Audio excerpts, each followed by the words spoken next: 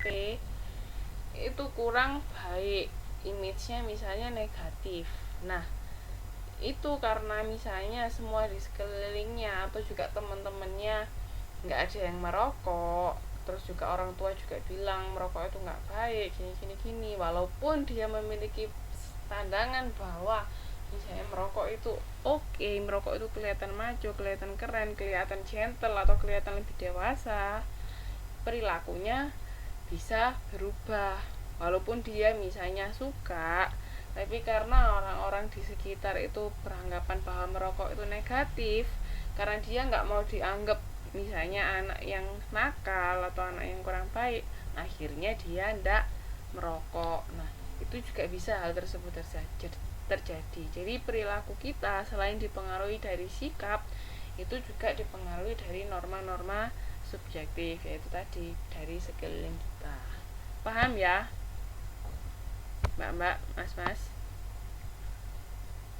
Pernah nggak kayak gitu, misalnya mau beli barang apa nggak jadi soalnya takut nanti dicap nggak oke, atau misalnya karena teman-teman satu gumbulan pada nggak suka semua, nanti biar biar dianggap sama yang lain. Nah, kayak Mas Dodo itu tadi. Ini ada contoh langsung. Mas Dodo tadi kan ngerasa nanti takut dibilang nggak sehati sama pacar, jadinya nggak jadi beli atau jadinya beli yang sama. Nah, itu juga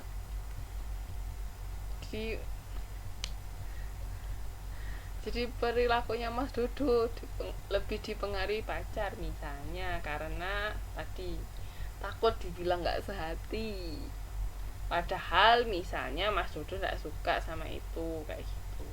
Ini contoh nyata yang sudah ada. Iya. Yeah.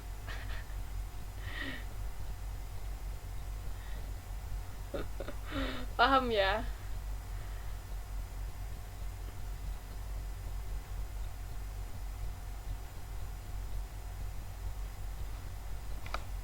Ini model perilaku dari Asjen sama Fishman.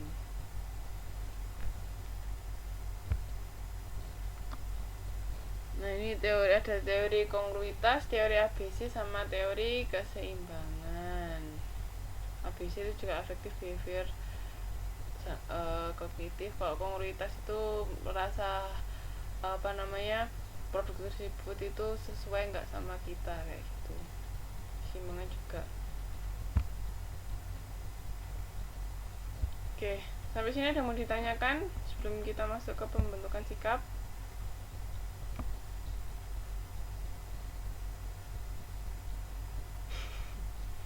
Diamini ndak ini Mas Dodo?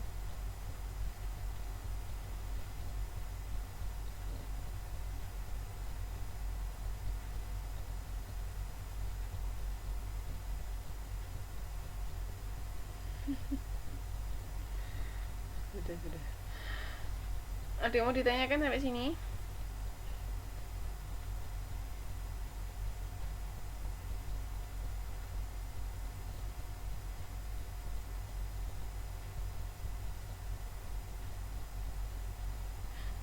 Oke, lanjut. Karena tentang pembentukan sikap, bagaimana sikap itu terbentuk. Nah, ini bisa dari pengalaman pribadi. Misalnya dulu sudah pernah merasakan pengalaman pahit, tidak mau diulangi lagi, atau dulu merasakan bahagia melakukan sesuatu, nanti diulangi lagi, seperti itu. Jadi ini faktor yang berpengaruh, itu bisa kebutuhan, persepsi, sama kepribadian. Nah, ini asosiasi kelompok juga bisa. Jadi misalnya karena misalnya mbak-mbak sama mas-mas kan tergabung dalam manajemen angkatan 7 ya toh. Manajemen angkatan 7 misalnya di situ anak-anaknya rajin ngerjain tugas, rajin membaca, rajin belajar. Nah, andai kata ada salah satu yang nggak rajin, itu dia akan merasa, oh aku harus rajin juga supaya misalnya sama dengan teman-teman yang lain, supaya misalnya bisa diterima oleh teman-teman yang lain. Nah, kayak gitu.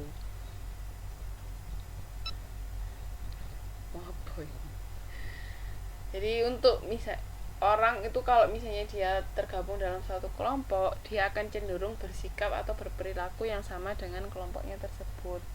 Karena supaya untuk karena supaya untuk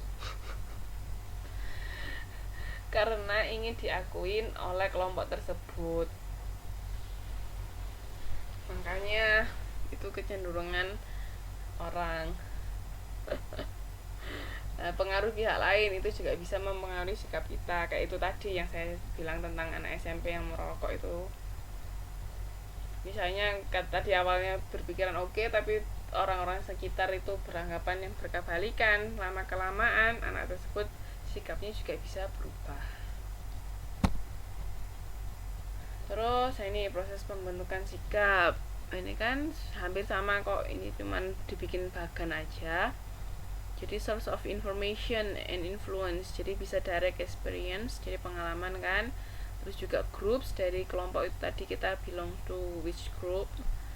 Terus habis itu pengaruh media massa, semakin kita sering, sebenarnya media massa itu salah satu platform yang sangat besar pengaruhnya terhadap pemikiran masyarakat, ya kan. Makanya kenapa kok perusahaan besar itu dia berani sekali mengeluarkan biaya yang sangat besar untuk bikin iklan atau untuk promosi, karena di situ dengan adanya iklan yang besar-besaran itu mereka berharap bisa konsumen bisa kenal bahkan membeli produk tersebut.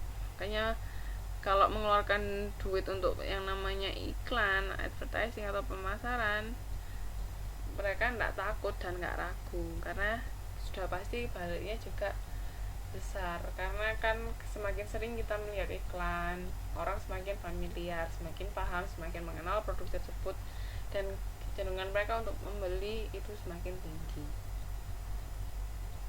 Terus sama contact with influential others, itu tadi pengaruh orang lain. Nah itu juga kan, itu kan dari luar. Nah ini ada juga yang dari dalam diri kita, personality kita seperti apa, terus kepercayaan kita seperti apa. Sikap itu attitude ya bahasa Inggrisnya. Jadi sikap itu attitude, terus kalau perilaku itu behavior. Terus persepsi kita seperti apa, motivasi kita seperti apa. Nah itu semua berpengaruh, itu bisa membentuk sikap kita.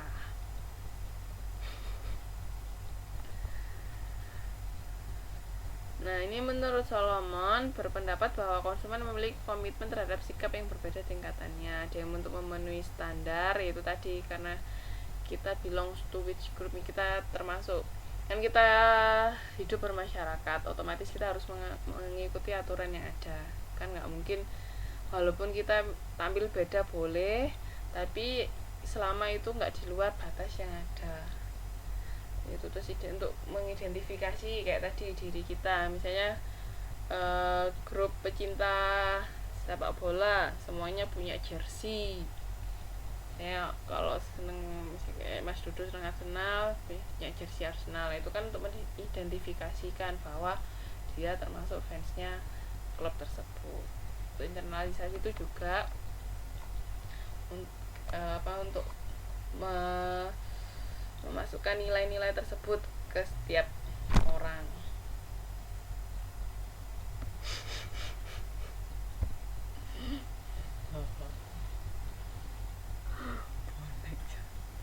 Nah ini sikap konsumen cenderung memiliki konsistensi.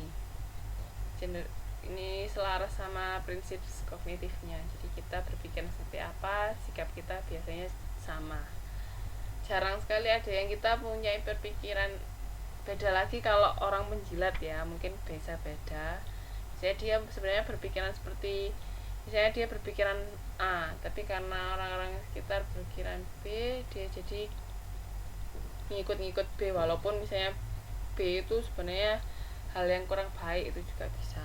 Cuman mostly orang akan bertindak sesuai dengan sikapnya. Gitu. Terus ini teori-teori yang terkait itu teori disonansi kognitif, itu berarti yang nggak sesuai sama pemikirannya. Terus persepsi diri, persepsi kita seperti apa sama penilaian sosial ini untuk pembentukan sikap.